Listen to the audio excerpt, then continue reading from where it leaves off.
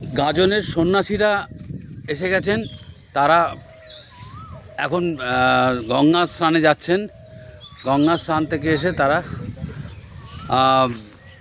সামনেই গাজন, চৈত্র মাসের শেষ আসতে চলে যাচ্ছে, যেখানে আপনার পয়লা বৈশাখের আগের দিন। আচ্ছা, আপনারা এসছেন, আপনাদের কাজটা কি একটু বলুন একজন করে।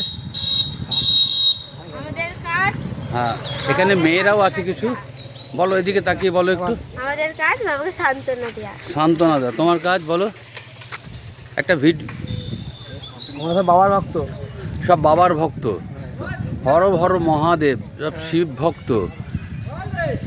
এই সন্ন্যাসীরা চৈত্র মাসের শেষে তারা গাজনের মেলায় আসবেন এবং পুজো দেবেন, হর হর মহাদেবের কাছে তারা পুজো দেবেন।